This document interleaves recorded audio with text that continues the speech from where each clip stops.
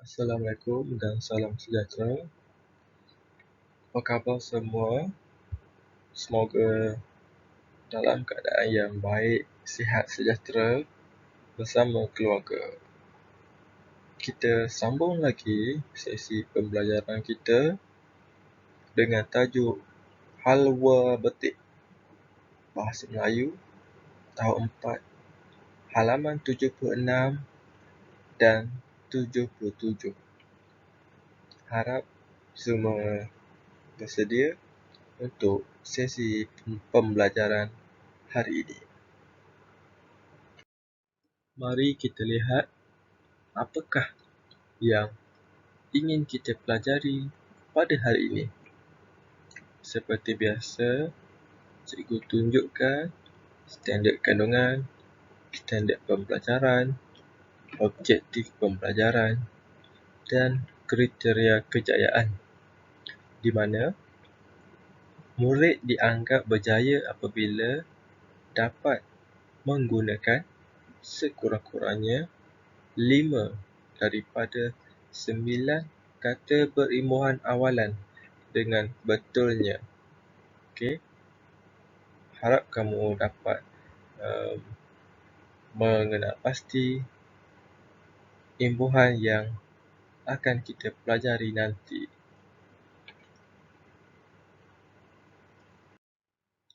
Halwa betik. Siapa yang tahu apa itu halwa betik? Okey. Halwa betik merupakan satu resepi di mana buah betik itu direndam dalam manisan. Okey. Mari kita lihat contoh video yang cikgu dapat di YouTube. Untuk video yang penuh, kamu boleh layari laman web yang cikgu tunjukkan dalam slide. Okey, iaitu video di YouTube. Sebelum mula, kita lihat maksud halwa Bunga dalam ros. Kamus Dewan edisi Kan? Jadi dah sekuntum bunga ros. Kemudian sediakan lidi definisinya ialah dan cucuk bahagian bawah bunga. Hati-hati. dalam air gula, manisan buah-buahan. Okey. Kamu boleh baca sendiri dengan lengkapnya apa itu halwa. Sekarang kita tonton sama-sama contoh halwa betik yang sangat menarik. Bunga ros. Kan? Jadi dah sekuntum bunga ros. Kemudian sediakan lidi dan cucuk bahagian bawah bunga. Hati-hati. Okey. Menarik bukan? Untuk video penuh, kamu boleh search ataupun type pautan yang diberikan. Mari kita lihat, kita baca sama-sama resepi untuk buat halwa betik. Okey, kita lihat muka surat 76 dan 77. Baca bersama-sama cikgu ya. Halwa betik. Balqis sedang meneliti buku resepi. Dia berminat untuk membuat halwa betik berdasarkan panduan yang berikut. Yang pertama, basuh buah dan buang kulitnya. Potong mengikut kehendak. Yang kedua, setelah iris, kepingan betik boleh dibentuk mengikut kreativiti. Ukir dan anyaman boleh dibuat pada kepingan betik. Yang ketiga, kepingan betik perlu rendam di dalam air kapur selama 1 hari. Yang keempat, kepingan betik tersebut perlu bilas dengan air yang bersih. 5. Kemudian, celur kepingan betik di dalam air yang didih selama 2 hingga 3 minit. Keenam, pastikan kepingan betik benar-benar kering setelah tus. 7. Setelah sejuk, kepingan betik perlu direndam di dalam air gula. Laku proses di atas sehingga gula menyaluti ke pinggan betik. Proses ini boleh dilakukan ulang kali. Bahan-bahan: sebiji buah betik muda, 3 sendok gula mengikut tahap kemanisan. Ingat ya, kurangkan makanan yang manis-manis. 1 sudu kapur sirih. Gunakan warna mengikut cita rasa. Itu dia resepinya. Jadi, semasa kamu berada di rumah ni, kamu bolehlah cuba bersama kakak, ibu ataupun adik untuk membuat halwa betik. Jika kamu berjaya buat, kamu kongsikanlah gambar ataupun video dalam Google Classroom. Okey? Itu pun jika kamu ada masa lah dan ada bahan-bahan yang diperlukan. Baiklah. Sekarang, cuba kamu baca apa Moshi Cilik terangkan dalam muka surat 77.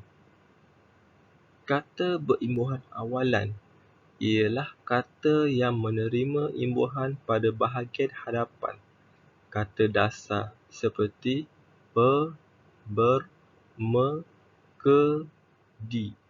Okey, kita akan lihat dengan terperinci pada paparan slide yang seterusnya. Baiklah, kata perimbuhan awalan. Cuba kamu lihat 3 contoh yang cikgu tunjukkan di sini. Yang pertama berlari, yang kedua dijual, yang ketiga penjual. Okey, bagaimana kamu kenal pasti? Bagaimana cara untuk kamu kenal pasti apakah imbuhan yang digunakan dalam sesuatu perkataan? Okey, caranya mudah sahaja. Kamu harus tahu kata dasar ataupun root word yang terdapat dalam sesuatu perkataan. Maksudnya, contoh kalau berlari. Okey, kata dasarnya adalah lari.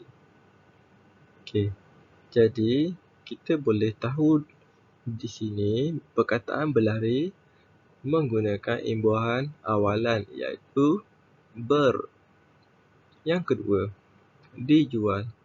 Okey, kata dasarnya adalah jual. Jadi, di merupakan imbuhan awalan. Okey, dijual. Okey, yang ketiga, penjual. Okey, kata dasar dia adalah jual. Pen merupakan imbuhan awalan. Okey, itu 3 contoh yang cikgu berikan untuk meningkatkan kefahaman kamu tentang imbuhan awalan. Ada banyak lagi contoh seperti kamu boleh lihat di bawah ini. Imbuhan awalan digunakan untuk mengubah bentuk atau tugas. Terdapat dalam beberapa bentuk. Yang pertama, awalan ber. Okey, terdiri daripada imbuhan ber dan ber. Okey, imbuhan ber digunakan apabila bertemu dengan semua kata dasar kecuali yang bermula dengan huruf R. Imbuhan ber digunakan apabila kata dasar bermula dengan huruf R. Lihat di sini. Beraja, berlakon, berrumah. Okey. Jika kita tersilap letak imbuhan, perkataan itu akan membawa maksud yang lain. Maka kita kena berhati-hati semasa menentukan imbuhan yang ingin kita gunakan. Seterusnya, awalan meng. Okay, awalan men. Ada banyak bentuk me, men, meng. Okey, lihat kamu boleh tengok penerangan yang lebih lanjut tentang imbuhan ini. Contohnya menari, melawat, membakar, menjahit, menggaruk. Imbuhan awalan di. Okey, digunakan untuk membentuk kata kerja pasif dan menukar ayat aktif kepada pasif. Contoh, dirakam, digali, dirawat, ditekan. Okey. Past tense. Okey. Seterusnya awalan ter. Okey, ter. Okey, menunjukkan pelbagai maksud. Tersepak, tertikam, terasa, terakam. Okey. Okey, ini contoh-contoh dia. Dan yang terakhir awalan pen. Okey, pen ada banyak jenis.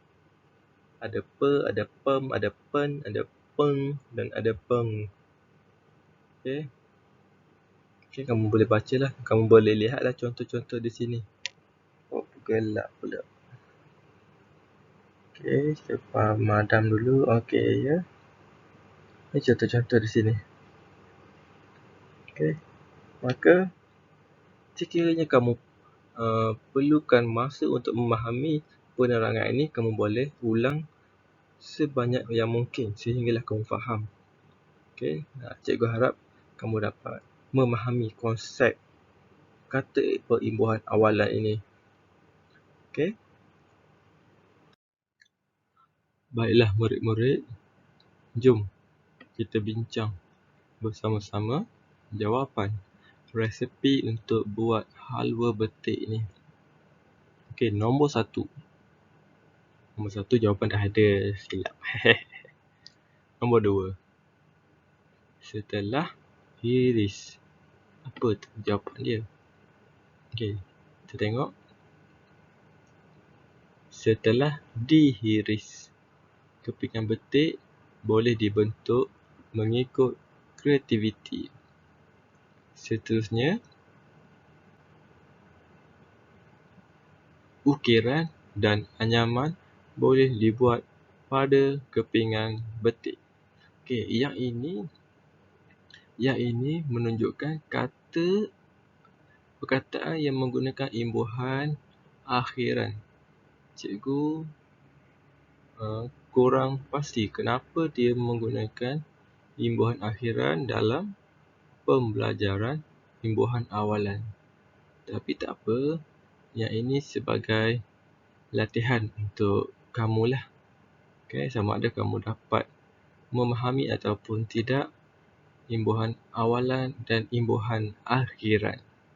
Okay.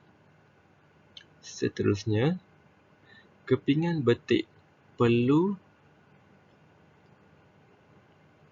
direndam di dalam air kapur selama 1 hari.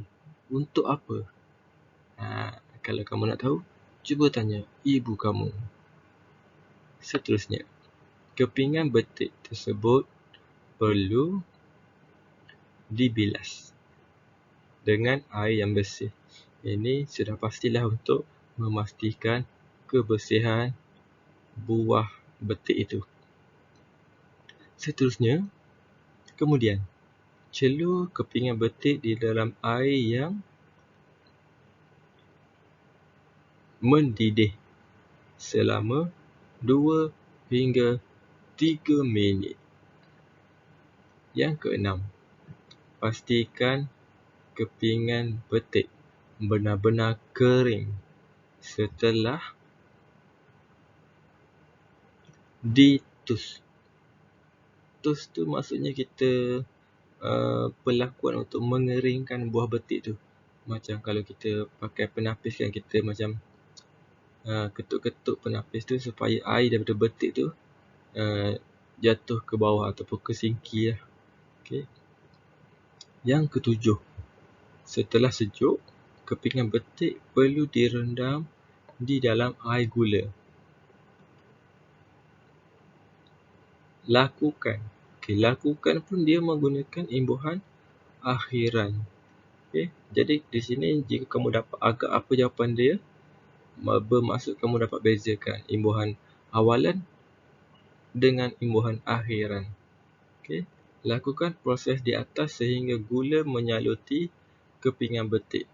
Proses ini boleh dilakukan berulang kali. Tada! Sudah siap resepi halua betik kita. Oops, lupa. Bahannya kita belum lihat lagi jawapan. Kita baca yang terakhir. Gunakan pewarna mengikut cita rasa. Okey, pewarna ni kalau kamu biasa buat kuih ke apa kan, adalah pewarna dia. Warna oren, warna pink, warna hijau. Okey, so macam itulah. Okey, jadi dengan jawapan yang kita bincang ni, cikgu minta kamu tulis semula resepi ini dalam bentuk perenggan dan isikan tempat kosong dengan imbuhan yang telah dibincangkan itu. Okay. Dengan jawapan yang kita dah bincangkan tadi, yang cikgu tunjukkan ini. Okay. Gunakan buku karangan. Okay, kamu boleh buatlah 2 perenggan ke, 3 perenggan ke, 4 perenggan ke. Okay, terpulang pada kreativiti kamu menyusun ayat-ayat resepi untuk buat halua betik ni. Okay. Boleh terpulanglah 3 perenggan ke, 4 perenggan ke. Janji kamu tulis. Okay. Dalam kamu menulis ni, kamu boleh melatih untuk menghasilkan tulisan yang lebih baik dan juga kamu dapat menambah kamus kosakata kamu. Okay. Lebih banyak kamu buat latihan, lebih banyak, lebih tinggi kemahiran kamu. Okay. Jangan lupa dah siap komen dalam Google Classroom ataupun YouTube. Dan yang terakhir sekali, buat anak-anak murid cikgu yang dikasihi, yang disayangi. Okay. Never lose hope because it is the key to achieve all your dreams. Jangan pernah kehilangan harapan kerana itu adalah kunci untuk meraih semua mimpimu. Okey, sekiranya kamu ada masalah sepanjang PDPR ni, kamu bolehlah hubungi cikgu, Telegram, WhatsApp ataupun bagi tahulah pada guru kelas. Okey. Kalau kamu tak dapat nak sertai Google Meet, kamu bagi tahulah. Tak ada gadget ke, tak ada internet ke, telefon kongsi ke dan sebagainya. Okey. Apa-apa, terus bersemangat. Jumpa lagi. Semoga COVID ini cepat berakhir. Terima kasih semua. Assalamualaikum. Salam sejahtera. Jumpa lagi. Like, share dan subscribe. Bye.